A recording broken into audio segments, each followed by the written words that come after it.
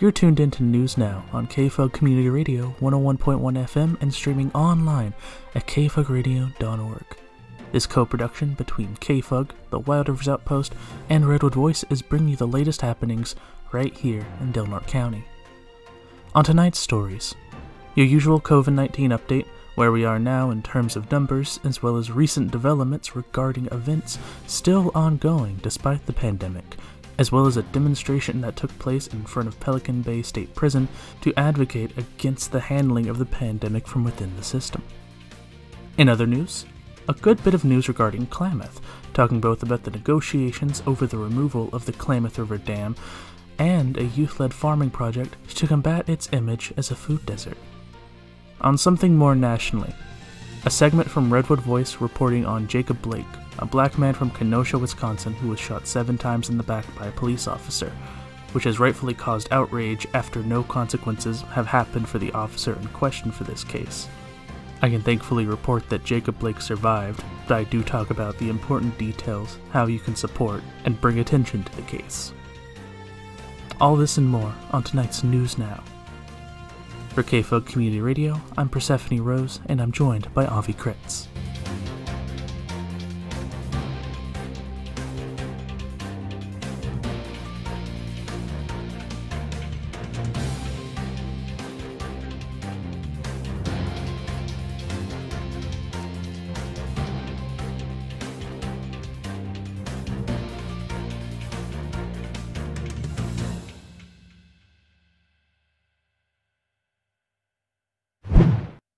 First things first, the COVID-19 update. News on the COVID situation as it stands right now, like you've come to expect. This information was written and valid as of August 26th, so please be aware of any changes that may have come since then. Upon writing this, there have been a total of 121 confirmed cases in Del Norte County. That is up 17 since our last report on News Now, when it was at 104. There are currently 15 active cases. 6,969 tests have been administered. There are currently no hospitalizations, but in total we have experienced 3 hospitalizations throughout the duration of the pandemic. And in the time since our last report, Del Norte County has had its first death from COVID-19. Our condolences go out to the family of the deceased. All of this is according to the Information Hub on the Del Norte County Public Health's website, and if you would like to further track this information, you can find it at covid19.dnco.org. In COVID-based news, despite many events being cancelled due to the pandemic, there are several that have decided to commence anyways. The following information is taken from an article from Jessica Sanar of the Rivers Outpost. Thanks, Jess. COVID-19 may have robbed Del Norte County of a fair and an Independence Day celebration, but the 29th annual Sea Cruise is still a go. The Northern Knights Car Club and the Crescent City Del Norte County Chamber of Commerce plan to hold the Classic Car Show October 9th and 10th, Chamber Board President Larry Temp announced Thursday. Though Del Norte County Public Health Officer Dr. Warren Raywalt gave the event his blessing, he said disease activity may force organizers to cancel it at the last minute. He told the Outpost, quote, "I'm encouraging this kind of thing because the way they've done it is pretty safe and pretty healthy. We've had to disappoint people over and over this summer. This is one thing we can do comfortably within the definition of the orders as we understand them. I think it's safe to proceed." End quote. Raywalt said he approved the Chamber's plan for Sea Cruise because the organizers aren't planning any social gatherings in between the show and shine and the main car show. Participants and spectators will be required to wear masks, and the vehicles will also be spaced much further. Statewide, there are 668,615 confirmed cases and 12,152 deaths as of Monday, according to the state's update.covid19.ca.gov information. California is currently in Stage 2 of its 4-stage resilience roadmap. This means the following businesses and activities can resume, including retail, manufacturing, offices, and outdoor museums, according to the state's COVID-19 webpage. Raywalt said he is treating Sea Cruise as a mobile outdoor museum event. Quote, "It's not any different than an outdoor museum would be. Museum piece vehicles gathered together for review outside. It'll be similar to a lot of outdoor museum venues. This is far enough off that lots of things could change between now and then." End quote. In other news, following up in relation to a story from our last newscast, another Outpost article talks about a demonstration that occurred just outside of Pelican Bay State Prison to advocate for the safety of prisoners and show their disdain with how the Department of Corrections and Rehabilitation has handled the COVID-19 pandemic. Sylvia Guzman, who is from Santa Barbara, and her mother-in-law, Bernadette Guzman, who hails from the Huntington Park area of Los Angeles County, traveled the length of California to demonstrate outside Pelican Bay on Friday. They were joined by others who have loved ones incarcerated at Pelican Bay and who are part of a statewide group protesting the California Department of Corrections and Rehabilitation's handling of the COVID-19 pandemic. After meeting at Beachfront Park, demonstrators spent the morning at Del Norte County's fairgrounds. Spent the morning at the Del Norte County Fairgrounds with signs proclaiming "Incarcerated Lives Matter Too." They also called on California Governor Gavin Newsom to end sentence enhancements and, quote, state execution by COVID-19. Sylvia Guzman shouted through her megaphone at the fairgrounds, referring to the security housing unit, quote, "This is for all the incarcerated people kept in the SHU at Pelican Bay. CDCR employees are the ones infecting all the inmates," end quote. Guzman said her goal was to be in front of the prison in time for its 2 p.m. shift change. According to a CDCR email Friday, the latest death involved an inmate from San Quentin State Prison who died in an outside hospital from possible COVID-19 complications. There have been no COVID-19 cases among Pelican Bay's inmate population, according to CDCR's population COVID-19 tracking tool. Among CDCR staff, 1,261 have active cases of COVID-19, according to the system's employee status webpage. At Pelican Bay State Prison, 28 employees had tested positive for COVID-19. 18 have returned to work, according to CDCR. We Are Their Voices, as the demonstrators call themselves, is on Facebook as a group and Instagram and currently has about 2,160 members, Sylvia Guzman told the Outpost. About 1,000 members demonstrated outside the CDCR facilities closest to their home, she said. There are about 4 to 5 protests going on at the same time. In October, We Are Their Voices members will demonstrate at CDCR headquarters in Sacramento, the state capitol building, and at Governor Gavin Newsom's house, Sylvia Guzman said. One demonstrator, Mauricia Valenzuela, whose husband and cousin are both inmates at Pelican Bay, said 27 staffers testing positive for COVID-19 is too many. Correctional officers aren't wearing masks, she said, and the masks inmates are wearing are made from the same material their pants are made of. She said further, quote, "They're not able to buy any soap or any hygiene stuff. They have nothing to protect themselves," end quote. Another demonstrator, Dawn Alexander, said she has been living in Del Norte County for about 6 years to be close to her son, Theo, who has been at Pelican Bay since he was sentenced for robbery in 2009. Alexander, who spoke to her son that morning, said the letters and phone calls will help her son when he finally does leave Pelican Bay. According to CDCR's COVID-19 screening and testing matrix for patient movement, to reduce the spread of COVID-19 from one facility to another, movement is limited to medical needs including isolation or quarantine, and also to reduce overcrowding and custody concerns. Under CDCR's movement policies, inmates moving from one facility to another must be tested for COVID-19 and quarantined. Prisoners and staff accompanying them must wear N95 masks during transfer, according to CDCR. Transportation vehicles must then be disinfected and staff tested for COVID-19. Previously infected inmates whose cases are resolved are considered immune from reinfection for at least 12 weeks and will not be required to test for movement purposes during that time, according to CDCR.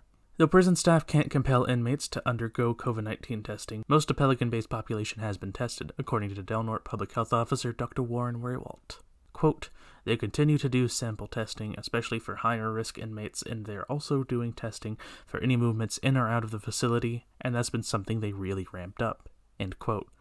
Meanwhile, Raywalt said the prison has finished the 3rd round of testing for its staff last week. Last month, more than 20 prison employees tested positive for COVID-19. The latest round of testing among Pelican Bay staff turned up 1 positive case. Thus ends this week's report on COVID-19 news. Crescent City has entered the first phase of a project staff hope will lead to enough energy savings to pay for improvements to its new city hall. 4 members of the city council approved a professional services agreement Monday with Johnson Controls for an energy audit and a feasibility study. The goal for the Washington-based company is to determine projects that could make the city's water and sewer systems, along with facilities and operations paid for out of its general fund, more energy efficient. Brian Labrie, an accountant executive with Johnson Controls, said, quote, "The goal of this project is to capture enough positive cash flow to fund necessary improvements to the new City Hall building. This way, the city can have a new City Hall funded by sustainability and resiliency measures," end quote. Crescent City had purchased the old Bank of America building at 2nd and H Streets in 2018, with the goal of turning it into City Hall.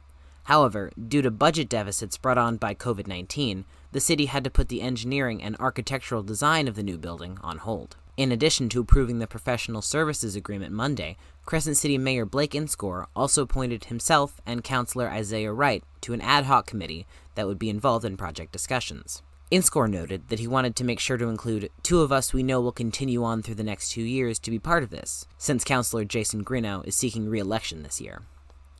The feasibility study and energy audit will be the first phase of a 3-phase process. In the second phase, Johnson Controls will deliver a project development agreement to the City Council. If the City Council chooses not to move forward, it would reimburse Johnson Controls for the engineering costs, which typically range from 1 to 3% of the project cost, according to Labrie.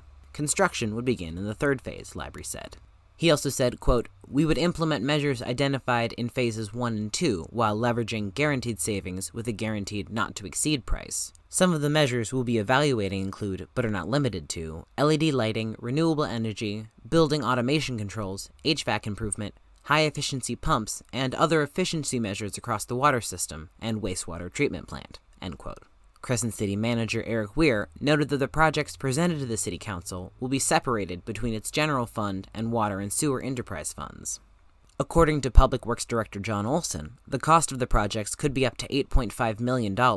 If the city chooses not to move forward with the projects, it would have to reimburse Johnson Controls up to $255,000, he said. According to Crescent City Finance Director Linda Lever, the idea is for Johnson Controls to come up with a number of projects that would save the city enough money to pay for the improvements. She said, quote, "We don't know what these projects are going to be, but we're estimating the project's cost could be somewhere in the neighborhood of $8 million. The idea is we can do the improvements, and then the savings we have over the life of those improvements would be enough to pay for the improvements or more," end quote. And now, a segment from Redwood Voice. The following is a report on Jacob Blake. Please be advised that this story contains discussion of police brutality. Jacob Blake is a 29-year-old black man with 6 sons, all quite young. He lives in Kenosha, Wisconsin, and he was shot 7 times in the back by Kenosha police officer Rustin Shesky in front of 3 of his sons. Despite the situation being quite clear-cut, there is somehow debate on this, and it seems like little is being done to bring justice to this matter. And because there is debate on this, and some of the details are becoming quite foggy because of it, I would like to do a report of the most consistent details that other news outlets have reported, as well as basing it on the video that surfaced from Rayshawn White, a neighbor who filmed the scene. The story itself starts with a domestic disturbance. According to most news sources that have spoken about it, they lay out the same story, though I've noticed more news outlets have been focusing on the events that came after, so do be aware of some of the lacking details. The police were called because neighbors witnessed 2 women fighting in their neighborhood. Jacob Blake happened to be one of the many witnesses to the fight. 3 of his sons were in his car, and he approached the fight to try and de-escalate the situation in order to break it up, but he did not become involved in the fight itself. When police arrived, he was immediately targeted. The officers, including Rustin Shesky, who would later shoot Jacob Blake, did not have body cameras, which I ended up finding out goes into an entire lineage of history throughout the Kenosha Department, in which, in 2017, there was endorsement for them to finally take accountability by gaining these body cameras, only to not really go through with it because of claims of expenses, which is why they were reportedly being budgeted for 2022. Thankfully, a neighbor was able to record the scene from their window and the key moments leading up, including the gruesome scene itself. After police arrived, despite trying to target Jacob Blake, he attempted to get back to his car to check on his 3 children, who are 8, 5, and 3 years old. The footage shows the moment he is walking away from the scene. Some have claimed that there was a light tussle between Blake and the police moments before this. Some have even claimed that they had him in a headlock and were punching him in the ribs, while others I have seen say that he was simply walking away. But even the most hyperbolic descriptions have only described him as walking away to check on his children. And he did nothing else but walk away to check on his children. The next beat of the story, which there is footage of, shows the officers drawing their guns on Blake as he is calmly entering his car. The officer who would ultimately fire, Rustin Shesky, whose name took much, much longer than it should have to find despite his actions, and whose name still does not permeate nearly enough news outlets for committing this atrocity, grabs Blake by his shirt, immobilizing him as he is entering his car, and without any hesitation fires between 7 and 8 times into Blake's back. Miraculously, Jacob Blake has survived, but he is in critical condition in the ICU, paralyzed and unlikely to ever walk again. Lieutenant Governor of Wisconsin Mandela Barnes added on the matter, quote, "The irony is not lost on me that Jacob Blake was actually trying to de-escalate a situation in his community, but the responding officer didn't feel the need to do the same." End quote. When I say all of the things I am saying, I should be surprised. I should be in shock. I should be in awe that we live in such a despicable regime that someone sworn to protect and serve attacked an innocent who was doing better at their job than they were, an innocent that was already detained, an innocent that even apprehending would have been a breach of some kind, let alone unnecessarily and unlawfully firing into him at least 7 times. But I am not surprised. Since the murder of George Floyd, protests and demonstrations and riots have sparked to demand change to these grotesque displays of brutality, violence, and a complete lack of accountability. And very, very little has happened in response since then, at least from the sides of those who are supposed to be making these changes. So to me, it is at least not very surprising that when we saw that nothing was changing, the same kind of atrocities continue to happen. The fight is not over from Black lives, far from it, and many people know that, and those people are taking action. Much like the protests in the wake of George Floyd's murder in Minnesota, the same is happening in Kenosha, Wisconsin, for the shooting of Jacob Blake. A big factor at this point is that absolutely no justice has come to this. In fact, the Kenosha Police Department and their union have been on the defensive, unwilling to take accountability for this grievous attack, at least at the time of this report. The Kenosha Police Department has to some degree claimed there will be an investigation and recently requested to turn it over to the Kenosha County Sheriff Department and Wisconsin State Patrol. Governor of Wisconsin Tony Evers spoke out, saying, quote, "Tonight, Jacob Blake was shot in the back multiple times in broad daylight. While we do not have all of the details yet, what we know for certain is that he is not the first Black man or person to have been shot or injured or mercilessly killed at the hands of individuals in law enforcement." End quote. He continued, calling for a special legislative session in which he will ask lawmakers to consider a bill to, quote, "increase accountability and transparency in policing, to address appropriate use of force and to ban dangerous policing." In response to this, and the situation at large, the police union that represents the officers on the scene has spoken out. Pete Dietz, president of the Kenosha Professional Police Association, said that the governor's words are, quote, "wholly irresponsible and not reflective of the hard-working members of the law enforcement community." End quote. Moreover, Dietz has spoken purely in the defense of the Kenosha Police Department in spite of the video evidence of this atrocity. He said on the matter, quote, "As always, the video currently circulating does not capture all the intricacies of a highly dynamic incident. We ask that you withhold from passing judgment until all the facts are known and released." End quote. If you truly want, you can see the video for yourself, but for obvious reasons, viewer discretion is advised. You can see the many opportunities that the officers on the scene could have let Blake go to check on his children, or, even in a more extreme circumstance, arrest or otherwise apprehend him in a manner that did not involve shooting him in the back 7 or more times. This event overall is still in a state of investigation. The fight for Black lives is still ongoing.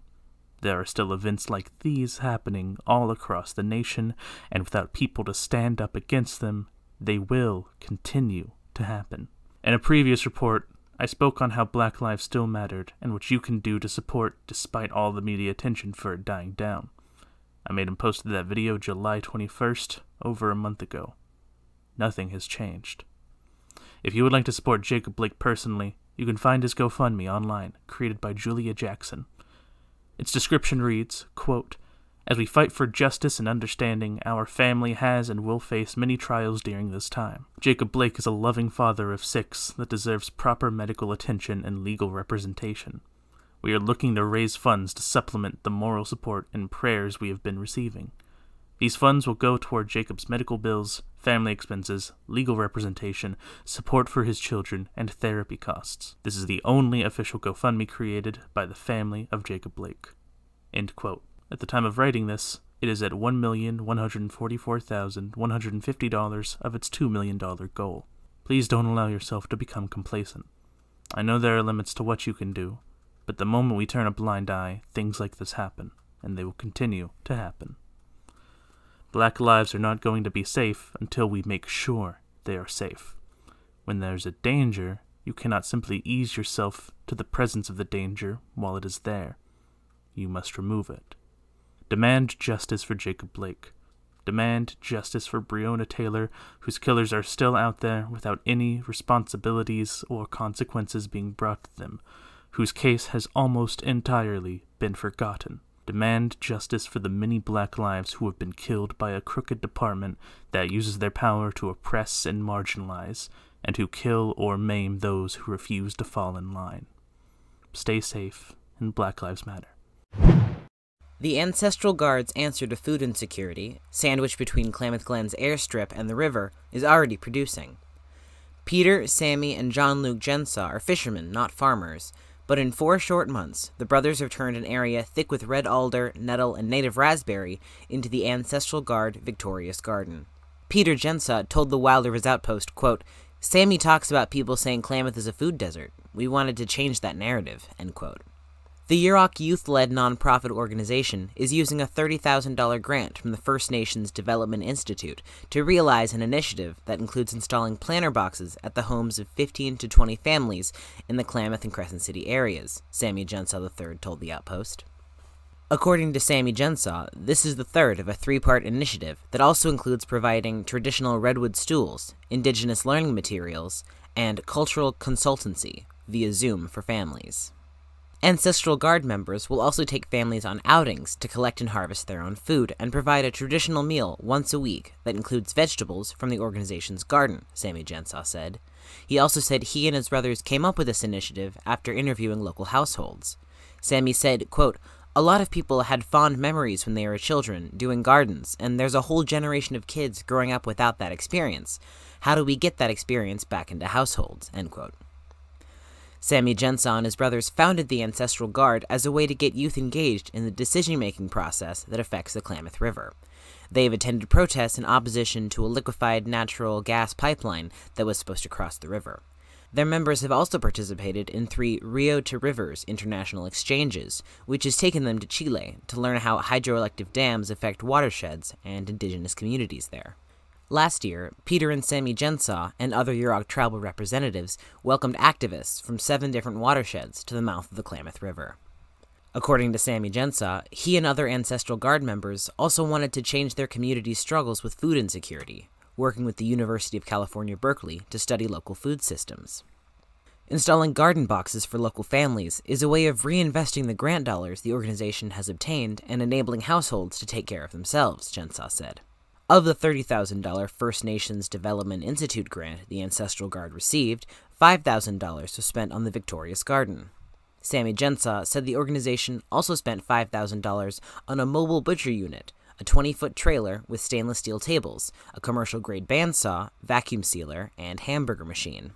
Ancestral Guard members will bring the unit to people's houses and at fishing spots and eeling camps to help process everyone's food, making it freezer-ready for the winter. He said the mobile butcher unit will be operational by September 1st, in time for salmon season. The Ancestral Guard also uses a mobile commercial kitchen for processing vegetables, and is in the process of purchasing property in Klamath Glen that will house smokehouses, a place to process animals, and a wood shack.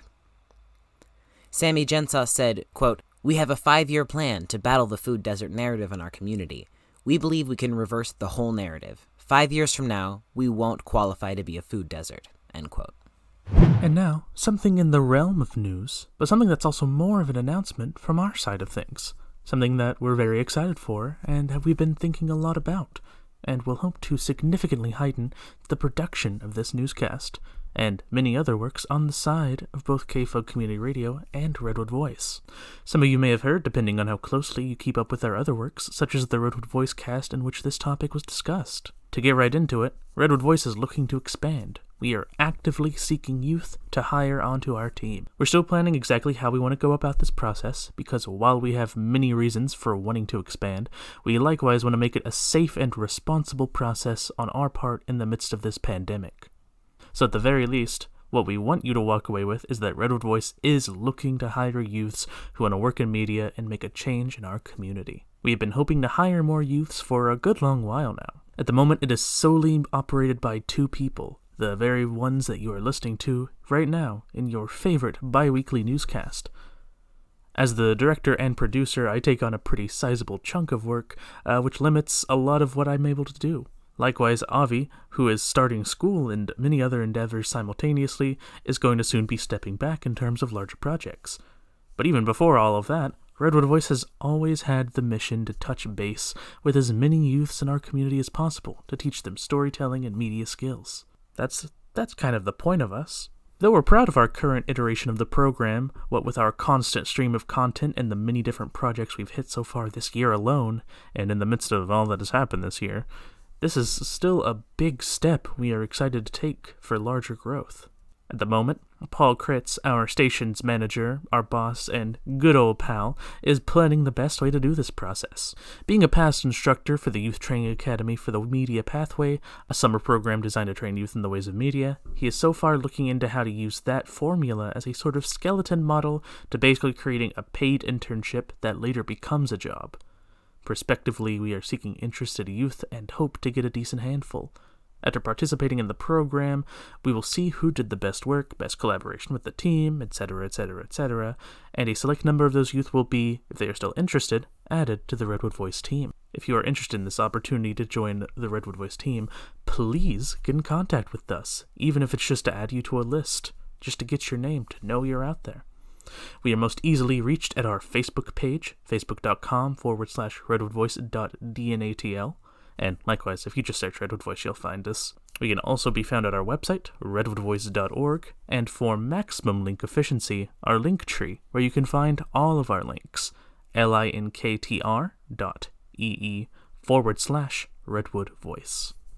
Though proponents of Klamath River Dam removal say the deal is still on for the 2020 project start date, a recent decision from federal regulators has sent them back into negotiations with the facility's owner, PacifiCorp. PacifiCorp's long-term license to operate the dams as a hydroelectric project expired in 2006, Utility Public Information Officer Bob Gravely told the Crescent City Harbor District in 2018. As it was in the process of extending its license, conflicts between irrigators and tribes over fish turned into a discussion over removing the dams, Gravely told harbor commissioners. Removing the dams would cost an estimated $430 million. KRC has a project budget of $450 million, with $200 million coming from a PacifiCorp surcharge to its California and Oregon customers, and $250 million coming from California water bond dollars. Removing the dams would alleviate toxic conditions that have decimated the coho and Chinook salmon populations, integral to the identities of the Karuk and Yurok people, as well as coastal economies in Northern California and Southern Oregon. Tribal Chairman Joseph L. James said during Tuesday's hearing, quote, "The Yurok people would not be who we are without salmon, and salmon would not be who they are without the Yurok people. The dams on the Klamath River have caused a fundamental imbalance to the river, and it is dying. Our fish are not returning in the natural, abundant numbers necessary for the Yurok people to practice the cultural and commercial lifeways needed to sustain the Yurok people," end quote. According to James, the agreements tribes reached with PacifiCorp in 2010 and 2016 brought hope to Yurok citizens.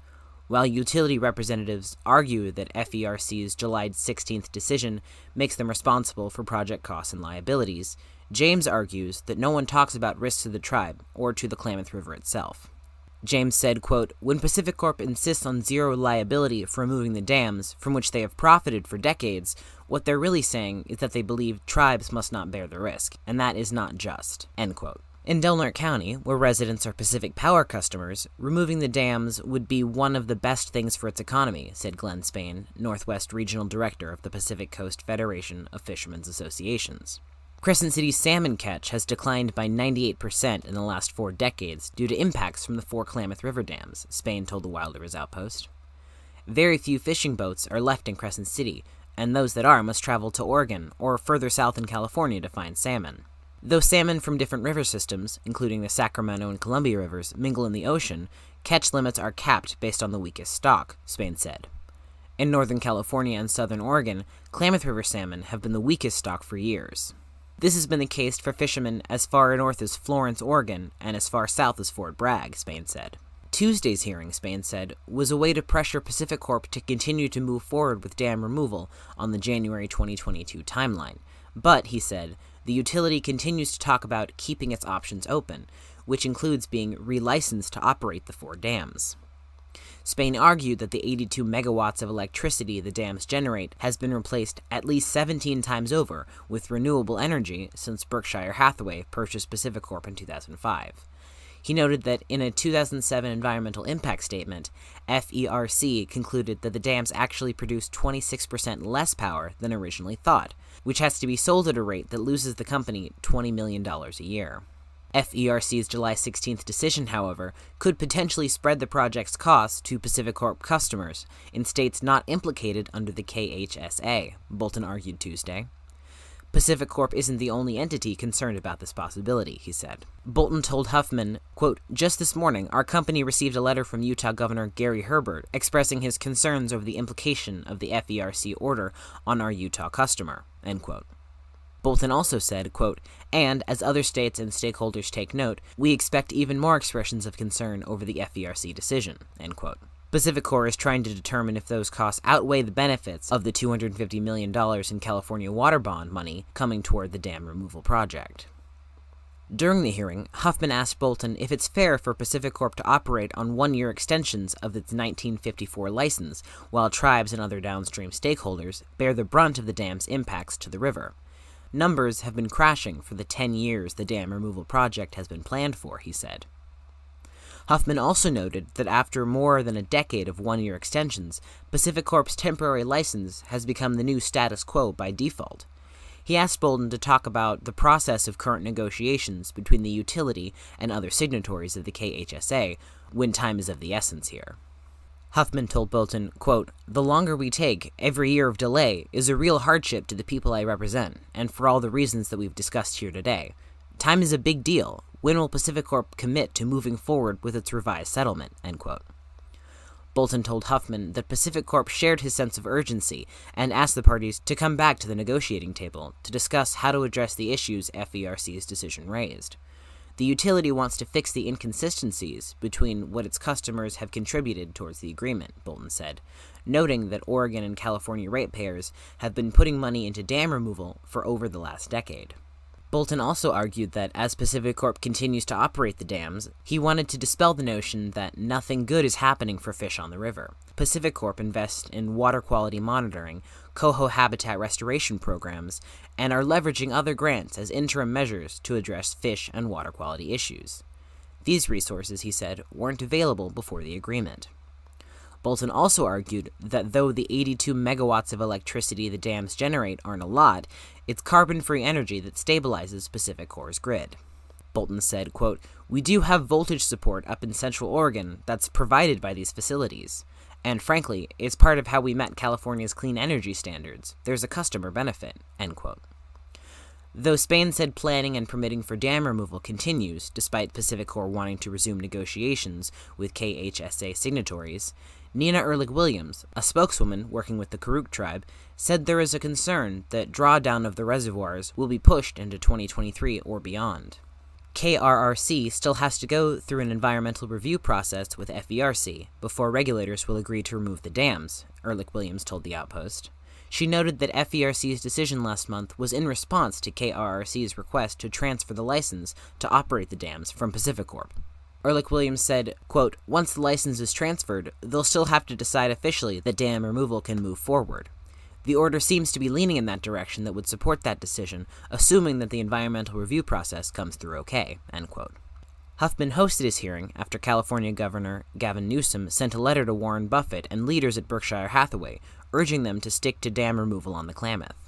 Newsom wrote, quote, "We stand at an unprecedented moment of reckoning about our past and, more importantly, our future. In this moment, we have the opportunity and obligation to see ourselves clearly and decide whether we are living up to the values that I firmly believe all Californians stand for: equity, inclusion, and accountability," end quote. And now, a promo for an upcoming Redwood Voice segment. Every election is important, but the upcoming November election is crucial. It can also be a confusing time, with the pandemic affecting in-person voting significantly. The True North Organizing Network knows that it may be difficult for people to get accurate and current information about what's going on with voting in our community and how to register to vote as well. Noticing this, the folks at True North are working to reach out to our community and make sure everyone who wants to be registered to vote has the option and information to do so. I will be interviewing organizers as a special piece for Redwood Voice and talking with them about the importance of voting as well as their personal experiences with community outreach. The story will air on our next news broadcast, so stay tuned. Redwood Voice is continuing to bring out its new Redwood Voicecast in order to keep connected with the community. This past week, the 5th ever Redwood Voicecast aired and has been posted to YouTube. In the latest Voicecast, we explored the following. Episode 5, an episode of many things. Avi takes it away with a very special intro, developed all by himself with a lot of preparation and thought put into it. Persephone talks behind the scenes on the accountability corner of Roger Gitlin, and Avi does the same for the Portland protests from behind the camera, exploring the processes of making these videos and our thoughts now that these videos are out on the Redwood Voice YouTube channel for your very own enjoyment. Persephone reflects on some constructive criticism they got that has actually inspired their future work. Avi is going back to school. Persephone is a rat mom now. Avi almost got beat up by a fish. Join us. But of course, if you would like a more apt explanation and feel of the Voicecast, you can listen to it for yourself on the Redwood Voice YouTube channel. For more information on Redwood Voice, you can check out our website, redwoodvoice.org, or our Facebook page, facebook.com/redwoodvoice.dnatl. For all links on Redwood Voice for maximum navigation efficiency, you can find our link tree, linktr.ee/Redwood Voice.